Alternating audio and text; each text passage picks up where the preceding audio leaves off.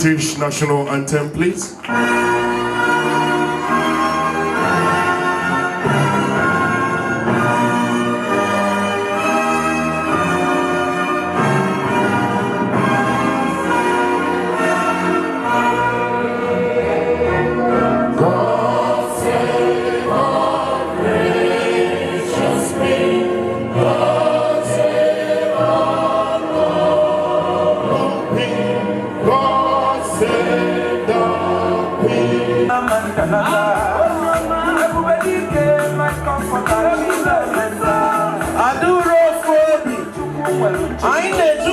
Our mothers of the day. Yes, so Adachelum Batulu. She is one of the mothers of the day. Ugowani Diorama. Yes, so Antasonifane. Antimagi Ugawanja Fonso. Adachelumba is the deputy mayor of London Borough of Enfield. Always there than Anaka. Yes. No, no, Geraldine Chiamba Obiwa. Why you went swagger? Baby, no way. Ugamenja Fusa. All the way from Ombise, Imo State. All why you went swagger.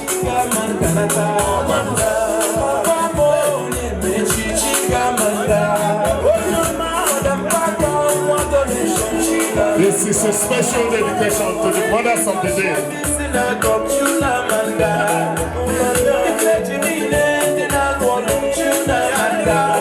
Chief Mrs. Eberendo, also Her Excellency.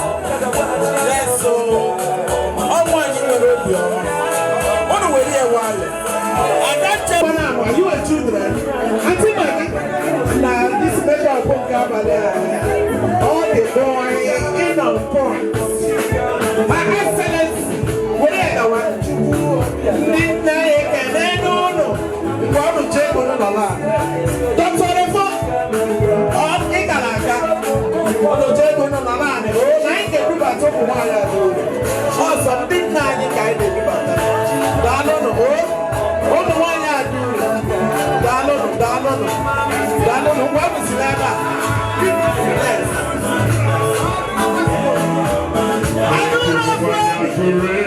I do not worry. Ono Karaka, man killing of one over.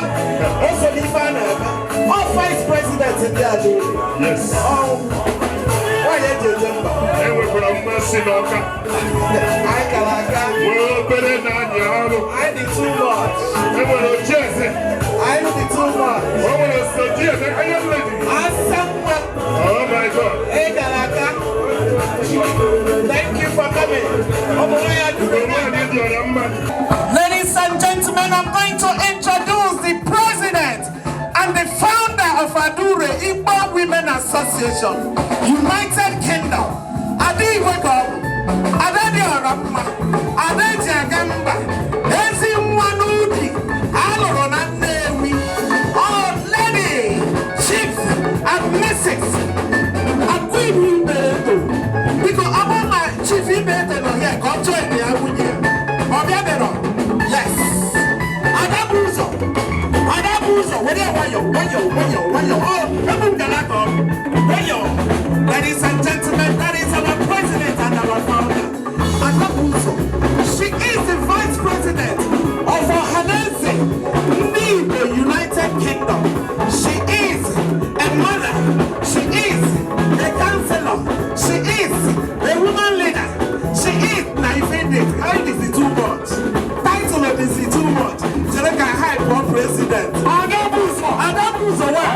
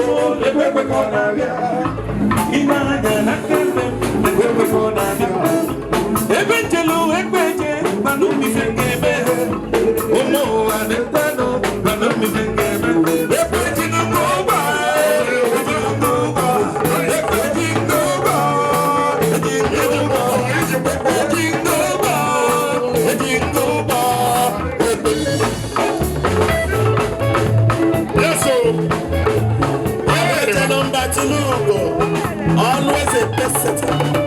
Always a $1,000.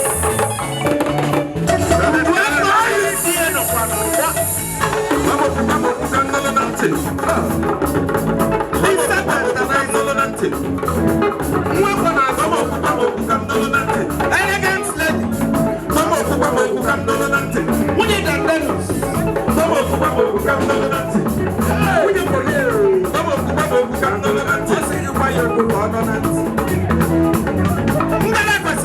Happy birthday to you, baby. Why am I not my man? I want it. It is too much. Princess Ifem Ewerem. Yes, so I be Bodina. Princess Ifem Ewerem show. Ekaragada. Onyana maha boko wenisi. Because onyana kuturanye eka makana bounce so kwanya.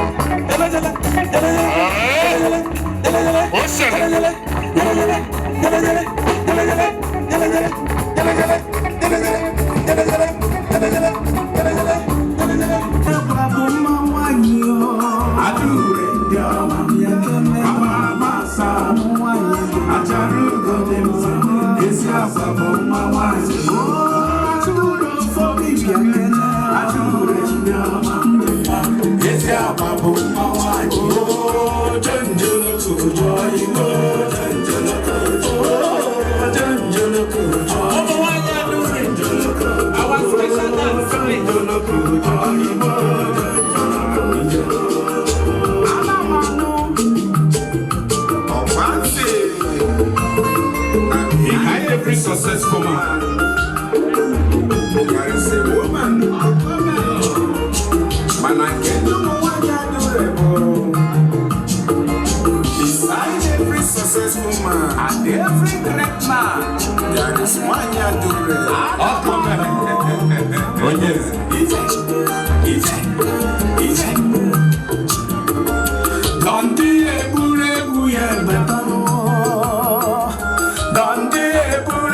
a batano kamukelo muwanya dure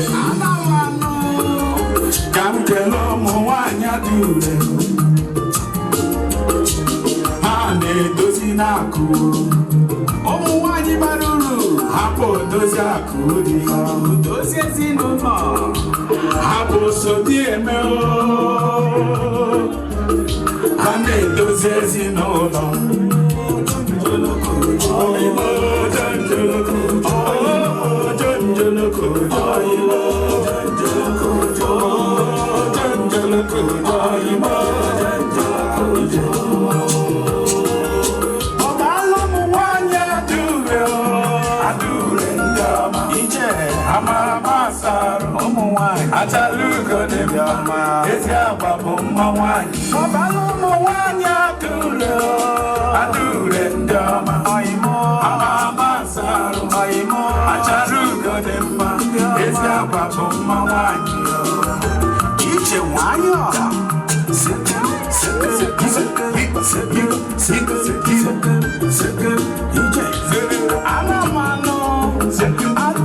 United Kingdom, Adure London branch, yo. Pane dossier sinulo, Omoane de man, Pane yellow wenaka. Igoro wanya duro, I mo biano balebo. Igoro wanya duro.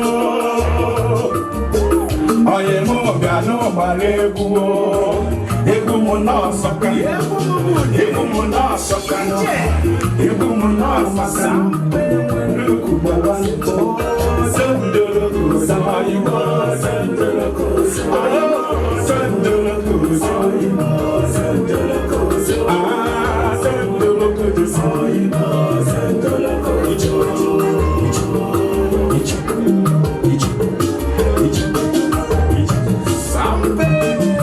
tickets. Mommy, can you get our able president? Adure women. United Kingdom.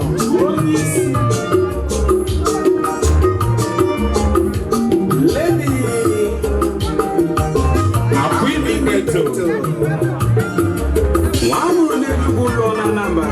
Adabuzo.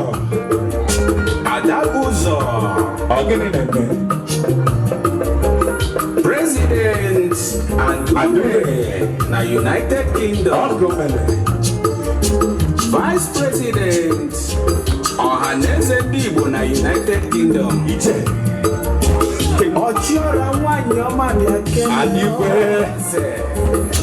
Adigwe n'Enugu Biakene. Ochiora Wanyoma Biakene. Adudi n'Enugu Biakene. Adadiora Ma Biakene. Babalolo mu wanya dure o. Ndoma jalugode ma. Ezi ababo ma wanyi. Babalolo mu wanya dure o.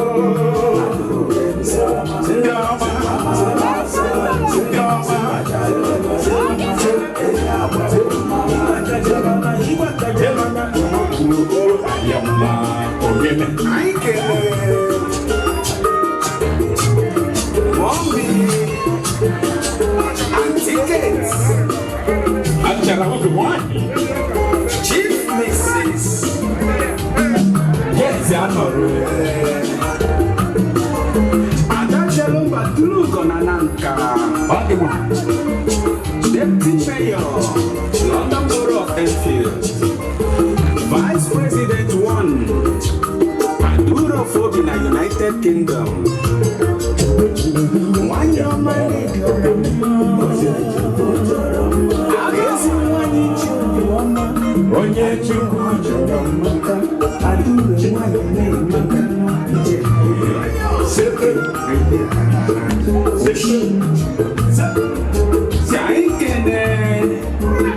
The second Vice President, Adure Women in the United Kingdom,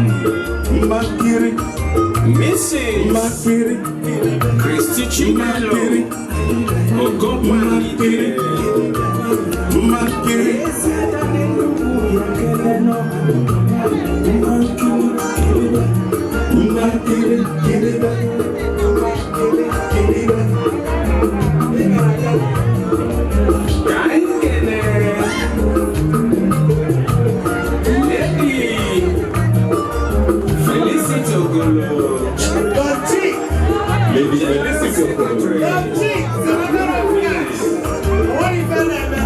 Financial consultant.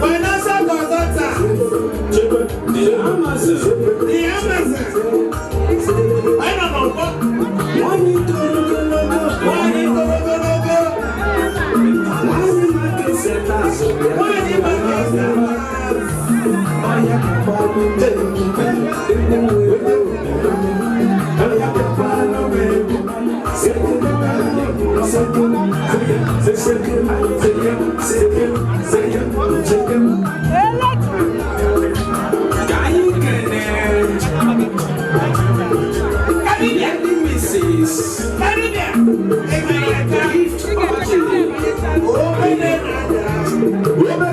don't know what.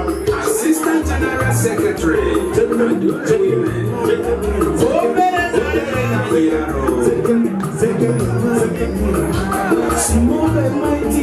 Small and mighty.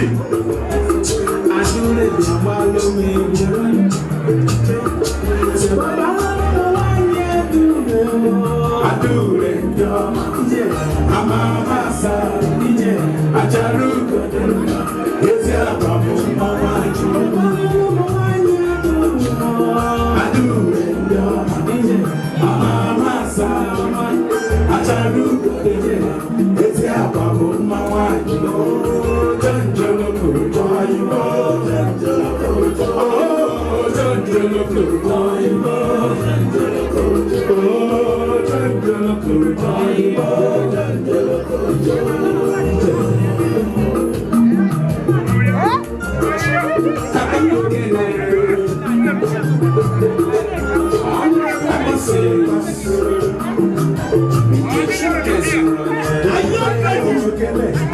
Financial Secretary.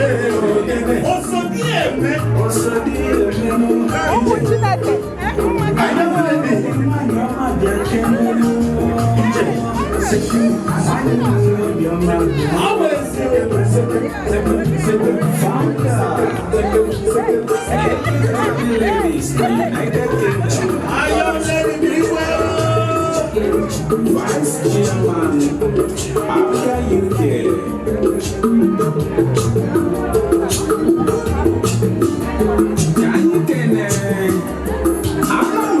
The Publicity Secretary. Electric Wine.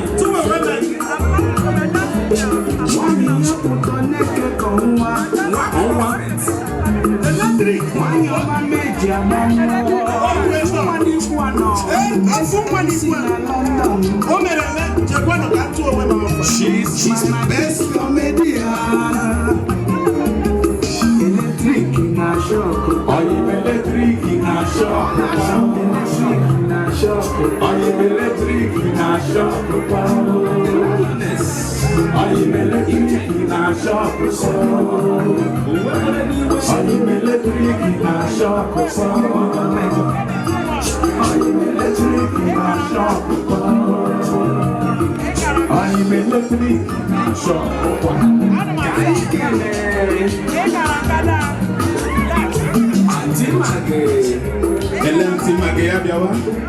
Mrs. Margaret Chukwude. Treasurer Kembo.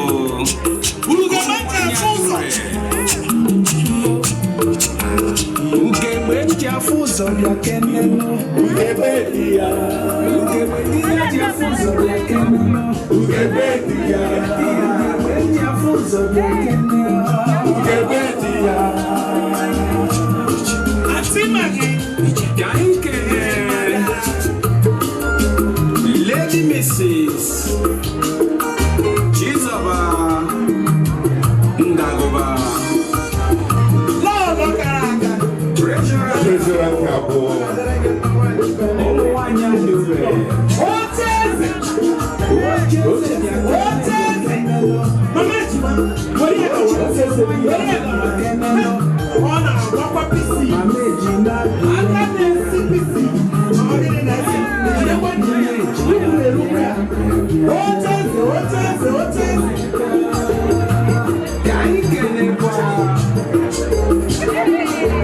Lady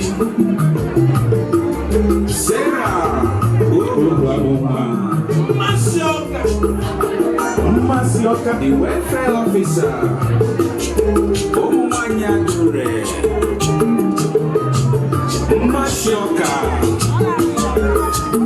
Masioka Wani Bia. Masioka, Biamano. Masioka Wani Our welfare officer.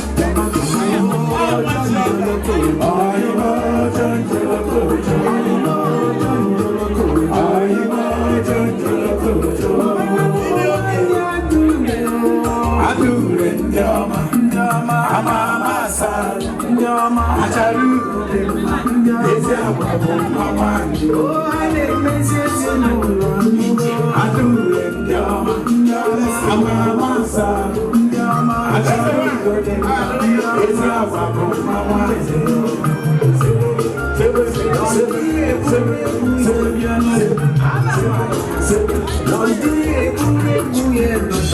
Eleze wani, kamkena eleze wani. eze nwanyị Nollywood Mama de Nollywood, eze nwanyị Nollywood. Her Royal Majesty. Her Royal Majesty. Mrs. Theodore. nwanyị ka ibe ya mma. Ibe kwelo ya made. Head of media. Eze nwanyị. Ndị Adure. Lekele kwa. Lady. Modesta. Good evening, distinguished ladies and gentlemen.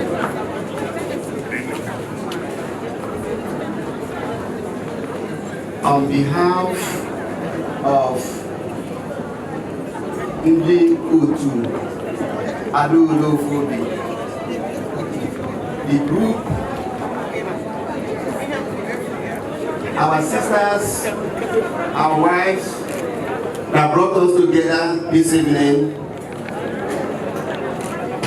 I want to, on their behalf, present this kola nut to each and every one of us here present. In Igbo land, where most of us here come from,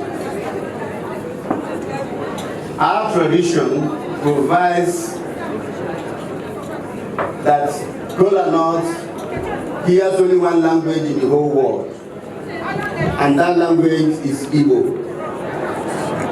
I want to engrave your indulgence just for the purpose of this kola nut. For a few minutes, we are going to conduct the ceremony in our own native language, which is Igbo language.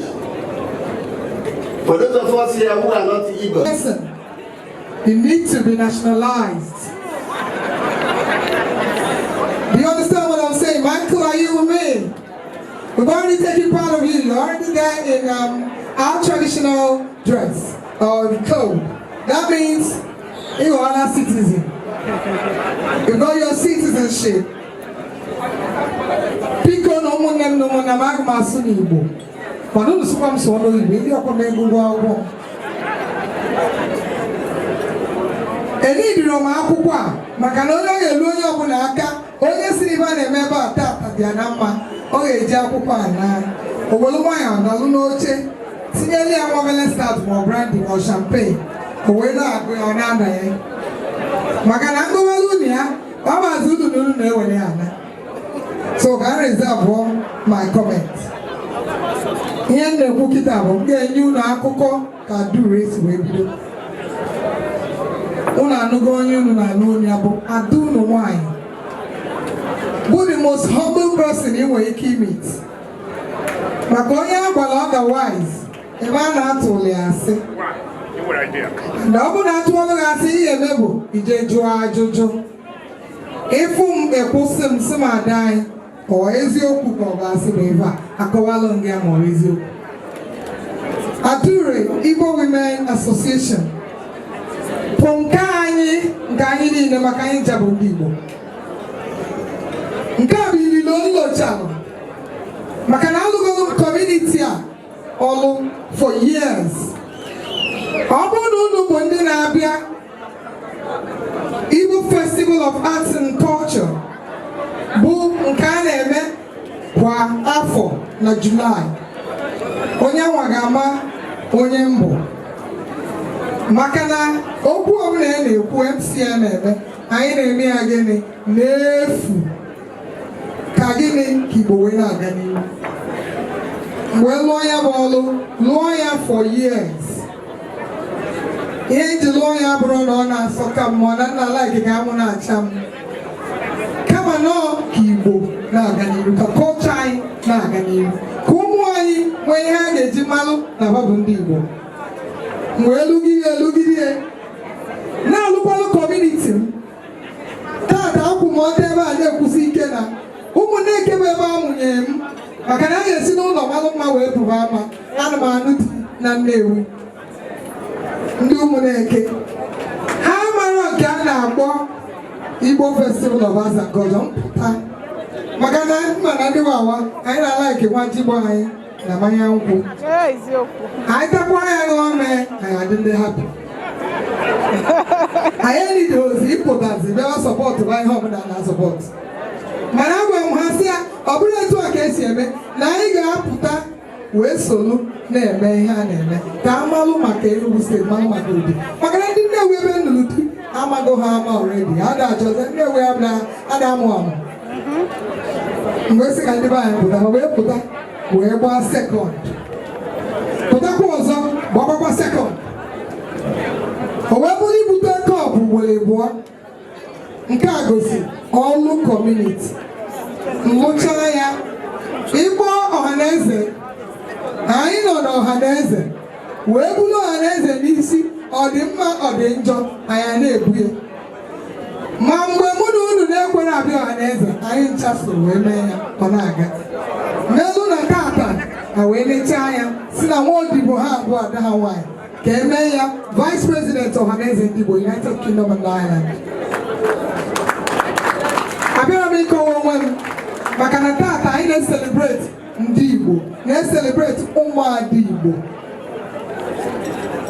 wee lochi ilulu a maka Adaure wee sị ọ dị mma na ụmụ nwaanyị Igbo jikọta ọnụ wee nwee ike ịlụ ọlụ dịla anyị maka na ọlụ dịla anyị dị n'ụlọ obodo Igbo adịgo mma ebe anyị na-eji ịlụ ọlụ bụ be anyị ka anyị dozie ebe anyị ada onye chọrọ idozi be ya ga-ebido n'ụmụaka kedu ụmụaka na-ekwu ụmụ nwoke edeghị ede adịbasịnụ nna ata afọ mana afọ amago nwoke arụ maka ọlụ ya ka ọ bụ mana nwaanyị anyị echekwebe ya ekpuchibi ya kwadobe ya etebe ya ude tebe ya ncha onye ọbụla mana nwa ya nwaanyị na-eri ego karịa nwa ha nwoke maka na one trouser na one shirt ama abịara ahụ mana mgbe ya go trouser go skirt go mini go long trouser long gown ego ga-agbadata ị na-eche egizi kedu onye ga-abịa were nwa I wasted that will work with the daughters.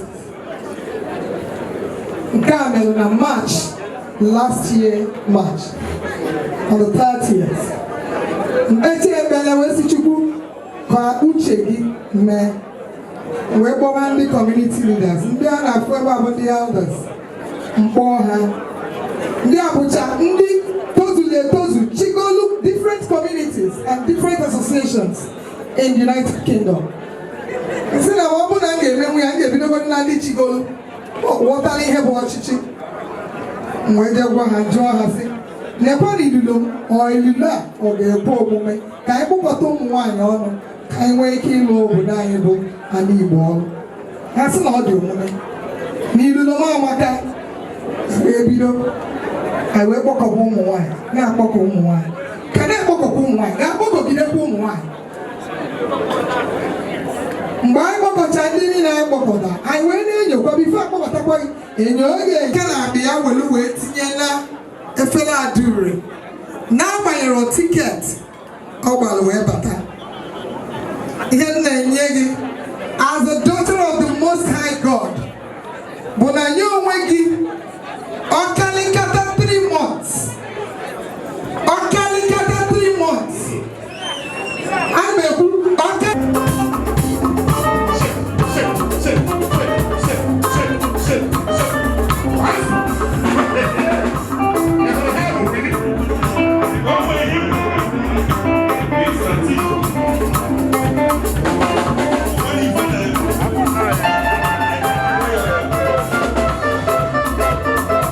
Oh,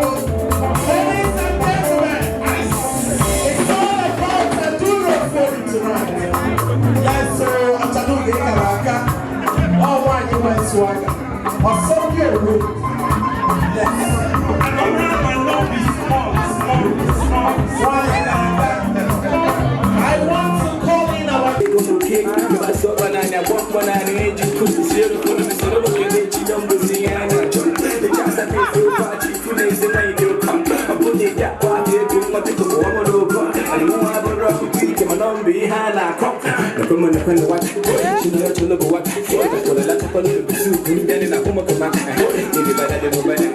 Because again, you're a bad guy. Tap, go back to the one get out of my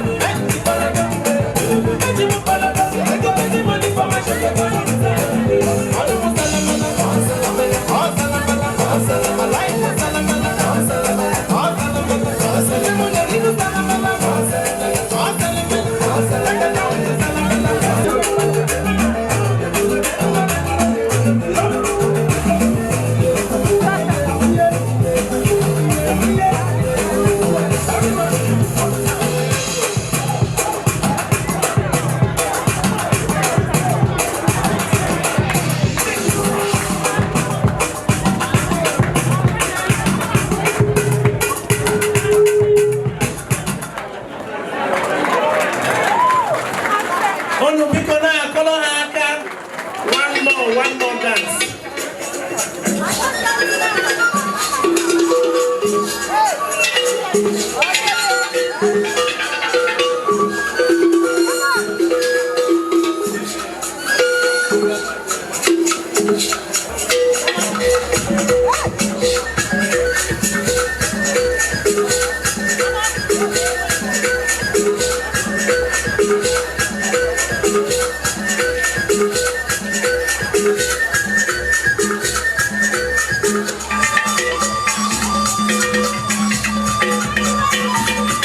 Ladies and gentlemen, this is the mother and daughter dance going on right now.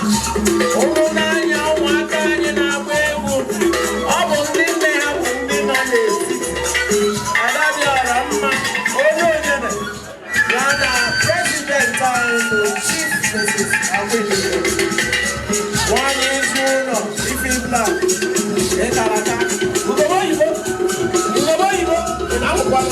Hey! dollars. Yeah. Enugu State, first one. Yes.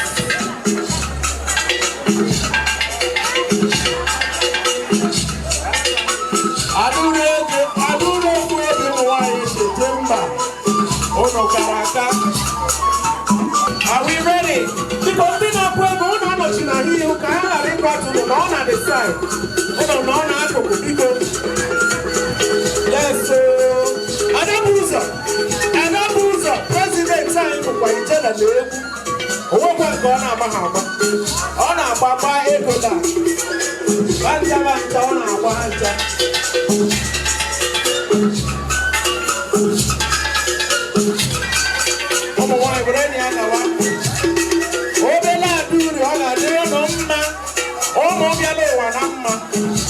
Yes, so go by you.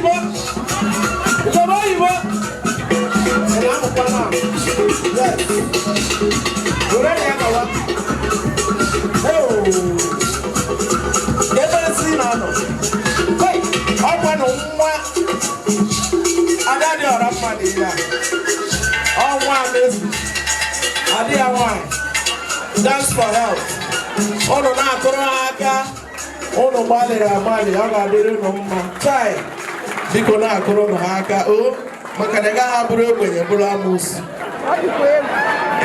go aka ebohego ikunere oto are you a headsman? Are you a suspect? I mean, don't know women if you don't clap, or at least if you don't give money I know Adoro Fudi, led by their president, special guest of honor, and their metro.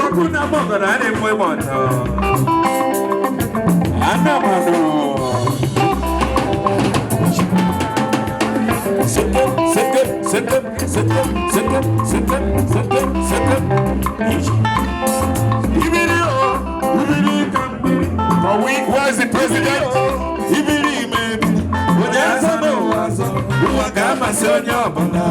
We are delighted tonight, ladies and gentlemen. Professor Joe, security, you need it here. Oh my Lord, I keep using no.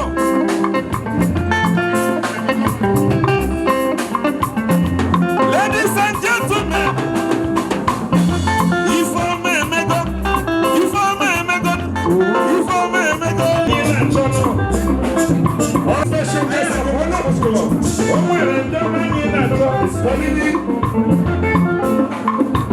Yes, our special moment. Chief, this is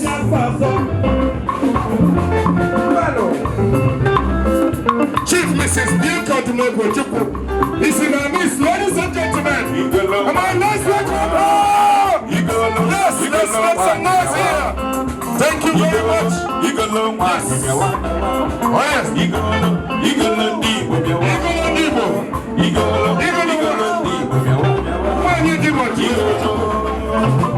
We're happy to have you here tonight. Lola Bianca Chukwu Suppress. What you call it? Is it the one you're money?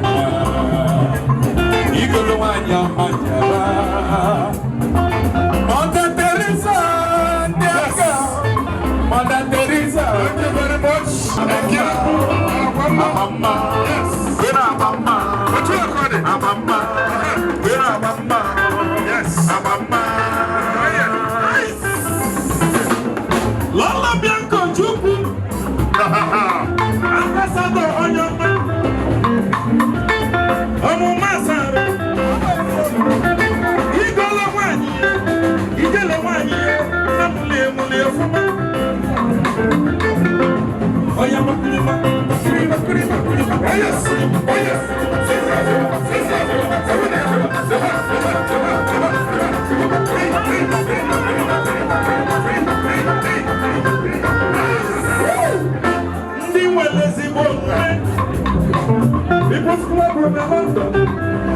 People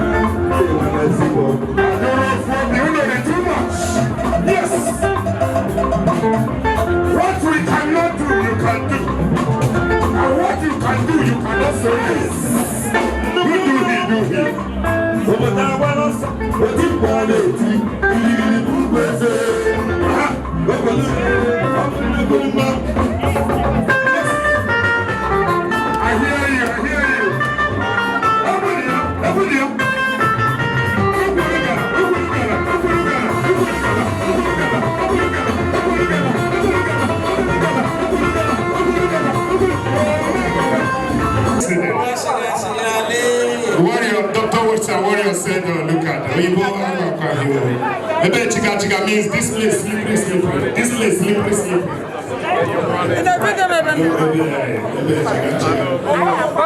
We want your food, we are waiting. You're ready, we need to kick off.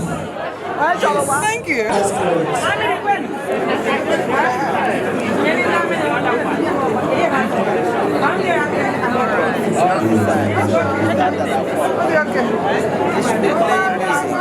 Hello, Mama, sit up. At some point, the chairman will introduce his special guest of honor, and then we'll take it from there. Can we have the, in case you don't know, this is our parole. That is where you see people, when you tell them to go backward, all this is experience. I want to congratulate you. I want to thank you.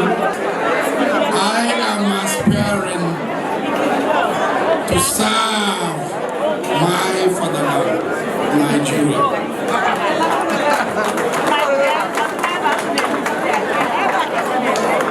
Under a political party that has ruled for 16 years, PDP. They don't want to give it to me, let us contract it out. Let's contract out the leadership of Nigeria to who can govern.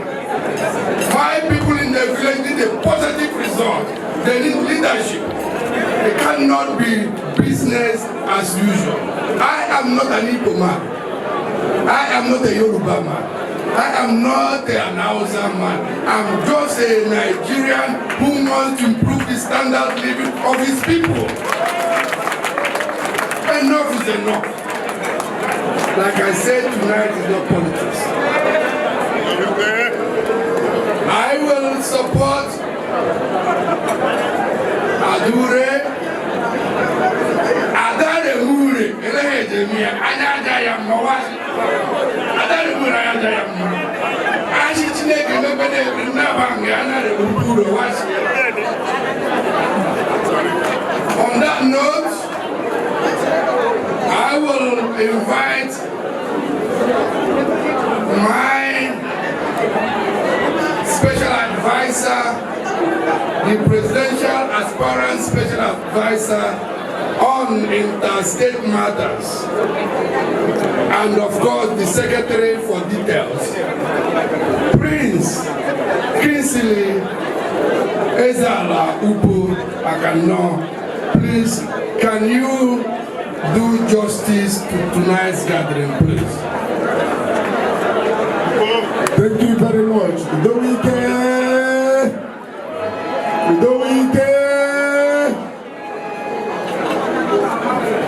I crave your indulgence. I know that tonight is not a forum for speech making. I will reserve that for some other time. His Excellency is a sympathy Mosu Udoike, one of Omokanle, an aspirant for the office of the Presidency, Federal Republic of Nigeria. I think he has said it all.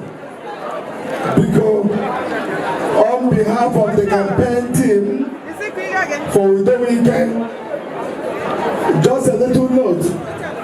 It is very, very important that everybody here in the United Kingdom as a Nigerian, if you do not have your PVC, please go home and get registered and get your PVC.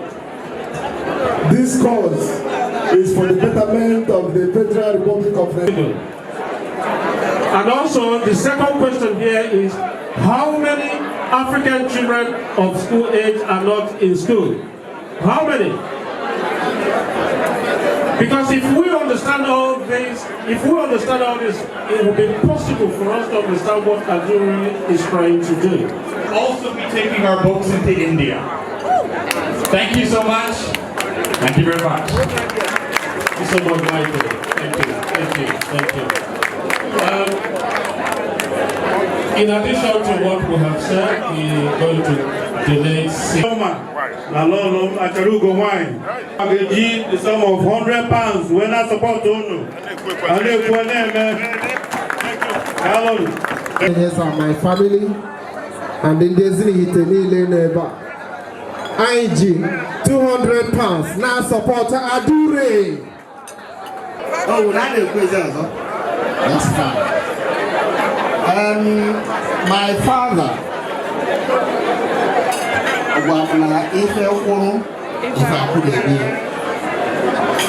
My father also told me that already add the value. I should get up and go. The words of our elders are the words of wisdom. Adure are doing very well. But I want to tell Adure that my ego above everything.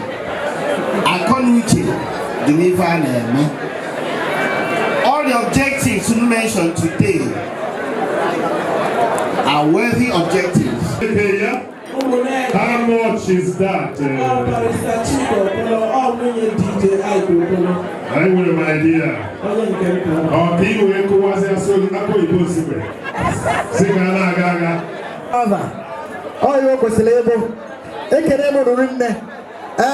As the president of ICL, Igbo Community, London, Bikonu, the Kandena Mara Igbo Community, London, Kawana Rokoro Nalama Kalum, Makaranga will meet next week, Saturday, na Bedford.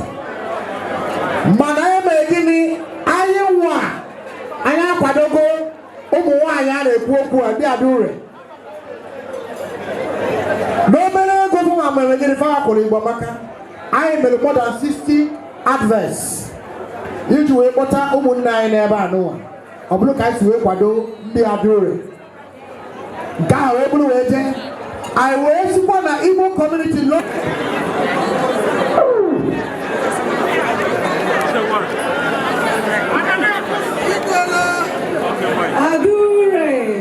Adure Fobi.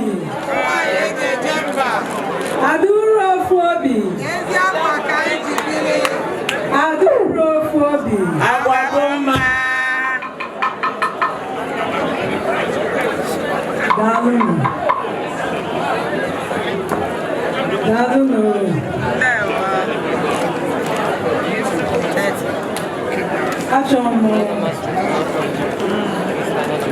I pray for your indulgence.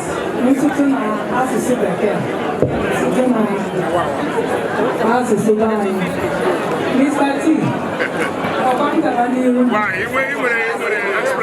Express permission.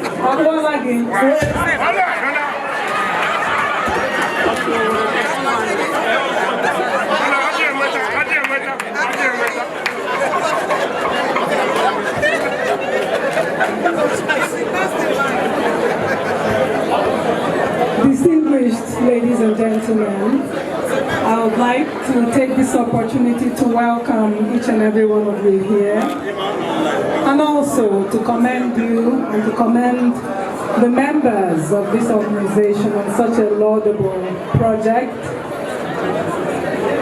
I'm glad that this organization has credible women of character, integrity, tried, tested. I was privileged to welcome in my home the president of the association, my sister here, Mrs. Akwin Ibeto, and of course, the mayor of Enfield testified that at a ceremony, a huge ceremony in Anambra State, his organization, the Ihezie Organization Foundation donated 500,000 books to schools in Anambra State. And of course, he was down in Anambra State together with his partner, Michael Luden. Well done, Michael. And it is this sort of impact we're asking for. And I believe this is what Adure is doing.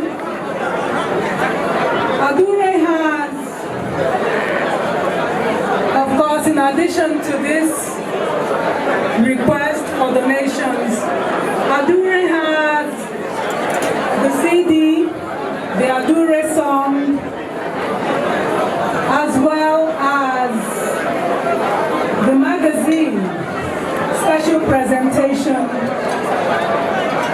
This magazine is the brainchild of the Lioness, Electric Wine in Opiai. And you see how beautiful, very well presented, very colorful magazine. They are asking for your support. The CD is going for £10 towards this charity project, as well as the magazine, which is going for £5 towards this project. Somebody will be passing this round so that you can assist, and we ask for your assistance and your support in this project. Together, in a way that sometimes women organizations in all parts of the world have challenges.